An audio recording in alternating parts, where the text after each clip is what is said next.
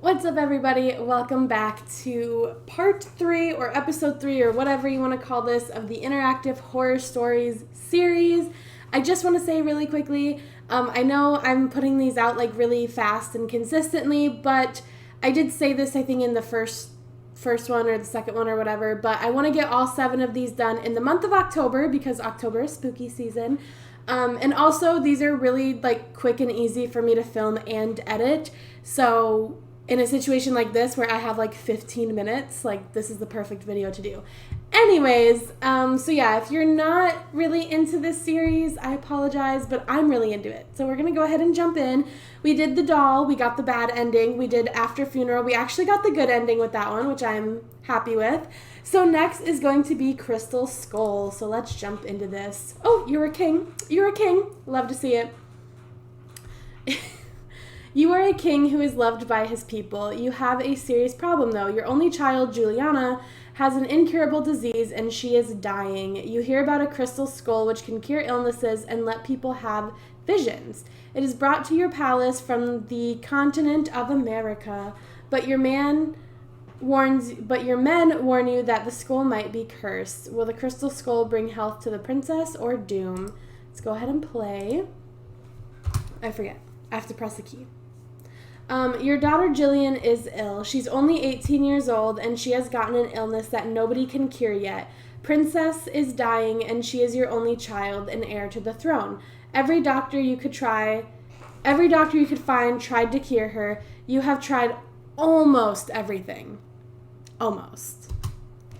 You have been informed of a miraculous artifact unearthed in the continent of America. It is a human skull made of crystal. It amazes the scholars because no method is known to carve up such an excellent shape of a skull out of crystal. The skull doesn't belong to the world that you know, but to an ancient civilization that has been lost. But what amazes the scholars is not just the impossible creation. The skull is told to bring miracles to whom touch it with their bare hands. Some people tell that they saw visions from the future. Some tell they saw how the human race has originated. Some tell that the skull can cure their illnesses. Those couldn't be cured with the medication available to your era. Naturally, you order your best men to bring the miraculous skull to the palace. It's midnight now. You are in Juliana's chamber. She's lying in her bed, holding your hand as you sit by her bed. No candles are lit inside. A full moon enlights the princess's chamber, shining on her long blonde hair and blue eyes. She is too weak. Her skin is pale. She has under-eye bags showing her illness. Girl, if under-eye bags mean you're sick, I've been sick for a while, the fuck? Anyways, you already suffer the loss of your wife 10 years ago. Now you can't stand seeing your only daughter slowly die. Juliana asks with a soft voice, Father, am I going to die? Obviously, I would say I won't allow that. Because you're not going to say, like, yeah, you're dying, sweetie. Like, sorry, see you never. She smiles. I know, Father, you are a mighty king. I know that you will do the best by your subjects and me. God, I hate the tiny little sound effects. The door of the chamber is knocked on. The servants generally don't disturb the royal family members at night, so it must be something important. Well, my only option is to say come in. So, come in. A brunt boy, one of your servants, gets inside the chamber with politeness. He looks at you and says, Your Majesty, the artifact has been bought, whatever. You have been waiting for this moment for a long time. So you can go straight to the artifact or kiss Juliana's forehead and say, I will come back. Obviously, we're going to do that. After you kiss Juliana's forehead and say, I will come back, she brings your hand to her pale lips and kisses it. Then you leave Juliana alone in her chamber. I do not have a good feeling about that. Let's just throw that out there right now. At the exit of Juliana's chamber, you see Sir William, one of the knights who you appointed with the task of bringing the ancient skull. He is a strong man with black hair and a round beard. He wears gloves and holds a bag. Your Majesty, he says, and kneels before you. I only have one option, so I don't know why they even give me an option, but signal him to stand up. Let's go to my study chamber. Sir Williams follows you as you walk to your study. The chamber is well lit with silver candelabras, whatever. All the furniture is classy. It is the king's study room, after all. There is only one chair. It is for you. You sit on it. Sir William stands by you and slowly pulls the artifact from his bag. You push the book on You push the books on the study desk to open space for the artifact. Here it is, he says, and gently puts the crystal skull on the study desk. The skull is truly a masterpiece. If it is crafted by humans, all the details of a human skull are imprinted with care on raw crystal. Lights coming from the candles are refracted inside the crystal, gaining various colors of rainbow. It's magnificent, but you sense something sinister, something that doesn't belong to our world. Touch the skull or ask, did you knights touch the skull? I'm going to ask first. I'm not going to go straight to grabbing it. Yes, we did touch the skull with our bare hands, and we all had visions. We took glances from our future. Some of us saw how they will die. Some of us saw our grandchildren, he continues. But maybe we shouldn't have touched the skull. The day we were about to leave, a native man came to us. He looked like the chief of his tribe. He knew little of our language, but he shouted some words that we could understand. Cursed, no touch. So we haven't touched the skull with our bare hands again. I know that our princess needs to find a cure. I also know that we received a reliable information about the magical powers of the skull when it comes to incurable diseases. But your majesty, I've got a very bad feeling about the skull. I believe that the wise decision is to throw the skull into the sea. So I can either say, I can't let Juliana die, she will touch the skull, or I trust your insight, let's do it. Obviously, I know something's going to happen if we touch the skull, but it sounds like this man was super desperate to save his daughter. So we're going to say, I can't let Juliana die. She will touch the skull. The knight sighs, as you wish, your majesty, but if you are going to bring the skull to her, I wish you would wear gloves. Touch it with bare hands or wear gloves. I think being her father, if there is going to be like something that happens because of her touching the skull, he should touch it too. So we're going to touch it with bare hands. We can always replay this, like I said, and get the good ending and just see what happens, but yeah. You ignore the knight, touching the skull with bare hands, and instantly find yourself in a vision. In your vision, you're in the middle of a ritual. There are about 100 naked humans around you, forming a circle whose center is you. They're all prostranding themselves, I don't know what that word means, worshipping you. It's nighttime. The plain area is enlightened with torches and stars. You see a stepped pyramid nearby. It is made of huge stone blocks. You realize that you are the crystal skull. You can't see yourself, but you are completely aware of what you are. These naked people are worshiping you, the crystal skull. Then the vision changes. Now it's not night, morning. It is raining like hell. There's a huge flood. Unclothed, red-skinned humans scream and get drowned because of the disastrous torrent. And you, as the skull, drift away. Sorry, guys, I cannot read. You open your eyes and turn back to who you really are, the good king. Sir William looks at you. Tell the vision, let me bring the skull to Juliana. Let's tell him the vision. You tell him what you have seen in your vision. Yes, the skull is mysterious. I can't understand it. I hope it doesn't bring harm to you or Princess, your majesty, he says. So we're gonna let me bring the skull to Juliana. You thank Sir Williams for his service and let him go. You carry the skull to Juliana's chamber. You enter her chamber and see that she hasn't slept yet. She rises up and sits on her bed. She looks at the skull in awe. It looks marvelous and scary, she says. You approach Juliana and let her touch the skull. She holds the skull, rubs her hands around it. Nothing happens. Is something supposed to happen, she asks, then gives the skull back. Then she continues, let's wait for tomorrow morning. Maybe it shows its effects then. So you decide to leave Juliana alone and let her sleep. The skull will stay in your study chamber. After this tiring day, you go to your chamber. There are no guards at the door. You just trust everybody in the palace. You are a loved king. That's not a good idea. The furniture is luxurious in the chamber too. You take a glance at your reflection in the mirror. So examine yourself or sleep. I mean, the fact that it brought up the mirror makes me think we should examine ourselves. So let's do that. You take pride in how you look. You are a middle-aged man, but you still look as handsome as you were when you were young.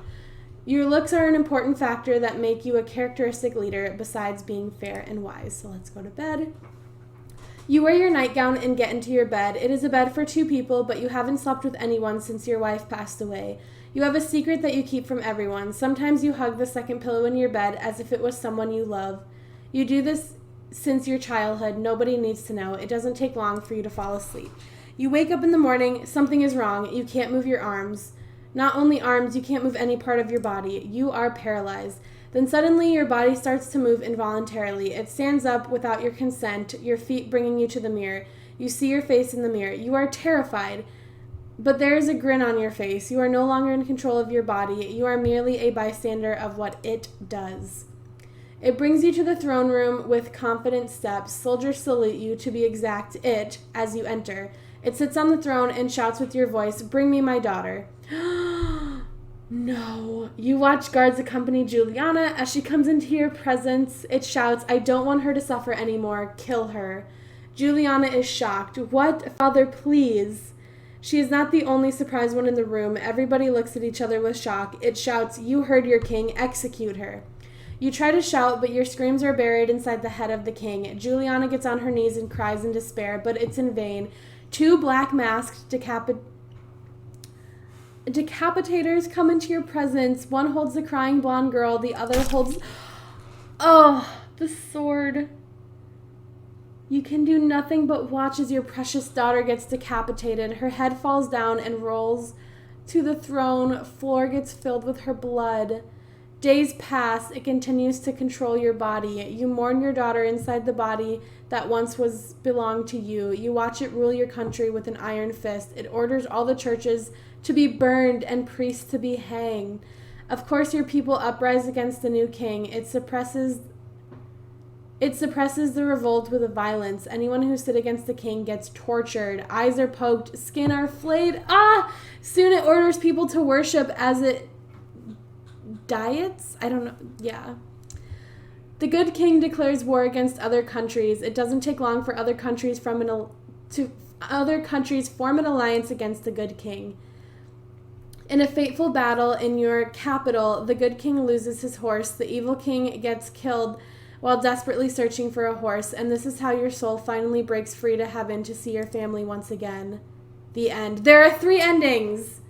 Okay. So now we have to go through... Hold up. I need to go and find all the other endings. Okay, so... Let's see. We're going to be honest with her. Have them come in. Go straight to the artifact. Have him stand up. We're not going to touch the skull this time. Wear gloves. Let me bring the skull to Juliana. As Juliana touches the skull, she closes her eyes and doesn't react to anything in external world. You understand that she is having a vision. After 10 seconds, she opens her eyes with a gasp. I saw things. I don't know how to describe them. They were pitch black creatures, so ugly. Their eyes, they were red as flames, and they all stared at me. She starts to cry. Please keep this thing away from me, please. And I want to be alone, so you decide to keep the skull in your study room and let your daughter sleep. After this tired day, you go to your chamber. Let's examine ourselves. Okay, we're attractive. Falls asleep. Father, you wake up to Juliana's voice. She gently holds your shoulder. You look at her. She has a happy smile on her face. Her skin is not pale, but saturated with life. She no longer has bags under her eyes. I feel wonderful. She takes a few steps back and starts dancing. You laugh with happiness, standing up and hugging her. Juliana walks in the corridor of the palace, dancing and laughing. You and the people of the palace are very happy to see her this way. She used to be like a ghost before. You plan a feast and invite all the lords of the kingdom. A few days later, every lord arrives to the capital city to celebrate the health of the princess. At the feast, Juliana is in the center of everybody's attention. She talks with everyone joyfully, makes jokes, makes people laugh. When the feast is over and it's midnight, everybody goes to the chambers reserved for them. You accompany Juliana to her chamber. You put a kiss on her forehead before letting her sleep. Then you go to your own chamber and fall asleep in peace. You wake up to the sound of knocking on your chamber door. It's still night. You wonder who dares wake you at this hour. Let's go open the door. It's the same brunette boy who had informed you about the arrival of the skull. Your Majesty, I'm deeply sorry for disturbing you at this hour, but something's wrong. There are laughing sounds coming from the princess's chamber. It's her voice, but it doesn't sound normal. Let me check it. You walk to Juliana's chamber. Like the servant said, hysterical laughing comes from inside. You decide to enter. You see Juliana at the balcony of her chambers, face her back to you. She laughs under the pale moon. You approach her and put your hands on her shoulder. She turns back to you. Her face is normal, smiling. Just when you are going to ask if she's okay, she responds, "I know it looks funny, Father, but I am fine. Please leave me alone," she says. She stops laughing, gets in her bed with a smile on her face. You decide to leave her alone. You go back to your chamber. You can't sleep. You feel something is wrong. So wrong. The door of your chamber opens. There's only one person who's allowed to enter without knocking on the king's door, so you understand that it's Juliana who enters. Like you guessed, you see your daughter's silhouette. She closes the door and approaches you with a smile on her face. "Juliana?" She leans down to you, gently pulls the other pillow that you don't use. "Juliana is dead," she says, pushing the pillow on your face. You struggle, but whoever or whatever is trying to kill you is too strong. "The king is dead. Long live the king," she shouts. "Why is your own daughter committing patricide and referring to herself as king rather than queen?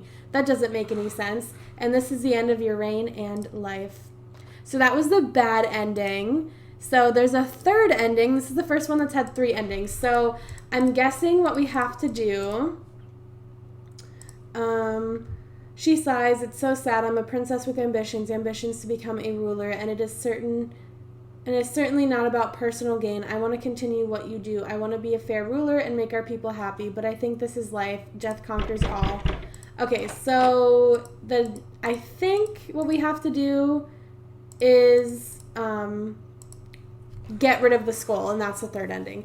"I'm glad that you agreed with me, Your Majesty." So he packs the crystal skull back into the bag. You two get outside the palace and get on your horse to ride to the docks. When you reach the docks, Sir Williams finds stones and fills the bag with it. When he throws the bag, your only hope for curing Juliana, to the bottom of the dark sea. "I know how hard it must be, but maybe this is best for all of us. You hope that he is right." The end. Okay, see, that one was so lame. I'm glad we did that one last.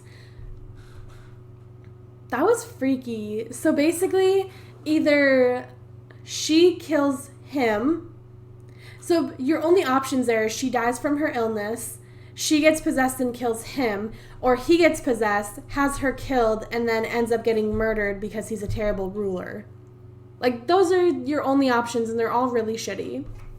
Anyways, I know technically Evil Beneath the Ground is supposed to be next, but Crystal Skull Part 2 is the one we're going to do next, just because this was Crystal Skull. So I hope you guys all enjoyed story number 3 out of 7. If you did, let me know with a thumbs up, comment, subscribe, all of that fun stuff.